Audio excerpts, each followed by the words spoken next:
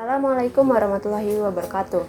Perkenalkan, nama saya Selsa Marieta Roza dengan NPM akhir 009 dari Prodi Agroteknopreneur Fakultas Pertanian Universitas Padjadjaran. Di video kali ini saya akan mereview sebuah aplikasi sistem informasi pertanian dan peternakan. Aplikasi ini bernama Budidaya Hewan dan Tanaman yang dirilis pada tahun 2018 oleh Assefa. Aplikasi ini tersedia gratis di Play Store dengan size awal 4,2 MB. Jadi aplikasi ini tidak terlalu memakan banyak storage untuk smartphone kita. Oke, langsung saja kita install aplikasinya.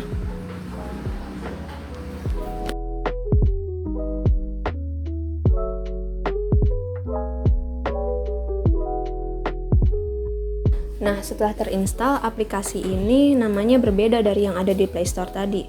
Nah, di sini namanya itu menjadi pedoman budidaya. Dan ya, untuk loadingnya itu tidak terlalu lama dan bisa dilihat di sini ada berbagai pilihan komoditas hewan dan tanaman. Dimulai dari ada ayam, ada burung, kemudian ada ikan, ada sapi, bahkan ada udang juga. Untuk tanamannya itu ada alpukat, ada buah naga, ada durian, kemudian ada juga jeruk, kacang, ada bunga melati, bunga mawar, padi, dan bahkan sampai ubi jalar. Oke, karena aplikasi ini gratis, jadi di bagian bawah sini ada iklannya. Tapi itu tidak jadi masalah karena tidak terlalu mengganggu jalannya aplikasi. Di bagian bar atas di sini ada logo aplikasinya. Kemudian ada nama aplikasinya, ada tombol search atau pencarian, dan di sini ada tombol titik 3. Kalau tombol ini kita klik, ada share aplikasi, rating dan masukan tentang aplikasi, YouTube, dan aplikasi lain dari developer. Oke, itu tadi adalah tampilan dari home screen-nya. Langsung saja kita pilih salah satu dari yang ada di aplikasi ini. Nah, di sini ada judul dari ayam ras pedaging, kemudian ada gambarnya. Terus di sini ada fitur zoom in dan zoom out-nya untuk memperbesar ataupun mengecilkan ukuran fontnya. Dan di sini yang terpenting itu adalah informasi yang disediakan.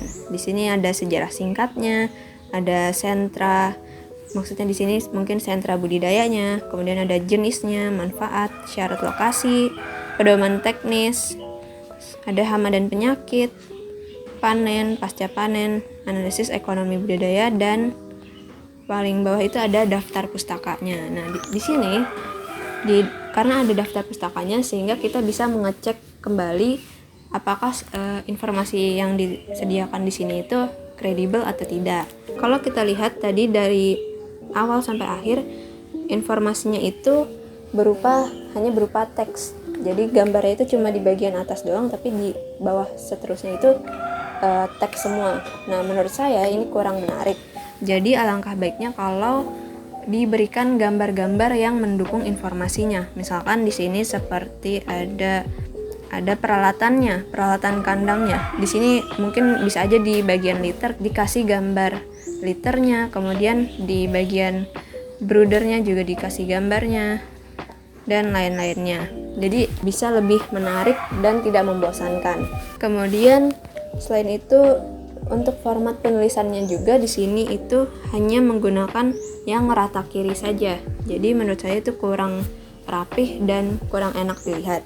Jadi alangkah baiknya itu format penulisannya itu yang rata kiri kanan atau justify. Jadi bisa lebih enak dilihat dan lebih nyaman untuk membacanya. Kemudian karena di sini informasinya cukup banyak, jadi lebih baik diberikan seperti section tab atau bookmark supaya kita bisa lebih praktis untuk mendapatkan informasi-informasi tertentu. Misalkan kita dari tampilan di sini kita ingin langsung ke bagian pedoman teknis budidayanya. Nah, jadi tidak usah meng-scroll, tapi bisa langsung diklik bagian section tab-nya, langsung diklik terus nanti bisa langsung muncul ke bagian pedoman teknis budidayanya.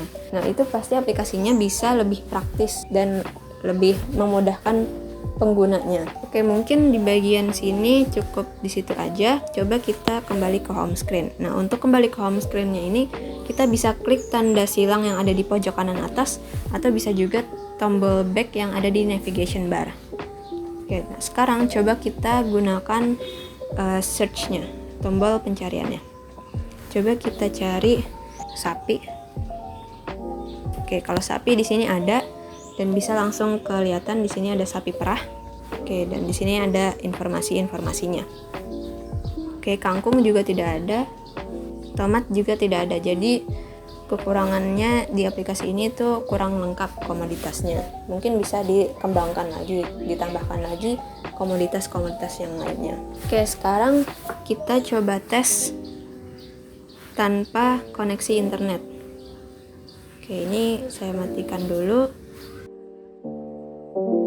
Coba kita buka lagi aplikasinya. Oke, untuk tampilan home screen bisa kebuka. Coba kita buka ayam buras. Nah, ayam buras di sini bisa kebuka tanpa koneksi internet. Berarti aplikasi ini bisa digunakan tanpa koneksi internet. Kemudian dalam tampilan portrait dia bisa berjalan baik. Coba kalau tampilan landscape, aplikasinya juga bisa berjalan dengan baik di tampilan yang landscape.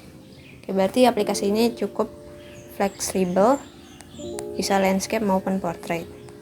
Jadi intinya untuk aplikasi ini memiliki kelebihan yang itu gratis, size aplikasinya kecil, loadingnya cepat, kemudian ada tombol pencarian, ada berbagai macam komoditas tanaman dan hewan, ada tombol zoom in dan zoom out untuk ukuran fontnya, kemudian informasi yang ditampilkan cukup lengkap, dilengkapi dengan daftar pustaka, lalu bisa diakses tanpa koneksi internet, bisa portrait dan landscape. Kemudian untuk kekurangannya itu informasinya itu hanya berupa teks sehingga kurang menarik. Kemudian format teksnya itu berupa align text left atau yang rata kiri sehingga kurang rapih dan kurang enak untuk dilihat. Kemudian penggunaan aplikasinya itu kurang praktis. Lalu komoditas yang disediakannya kurang lengkap. Sehingga saran dari saya yaitu ditambahkan gambar-gambar yang mendukung informasi, kemudian format teksnya itu justify atau yang rata kanan kiri, kemudian ditambahkan section tab, serta komoditasnya itu ditambahkan lagi. Oke, sekian review aplikasi sistem informasi pertanian dan peternakan yang bisa saya sampaikan. Kurang lebihnya mohon maaf. Wassalamualaikum warahmatullahi wabarakatuh.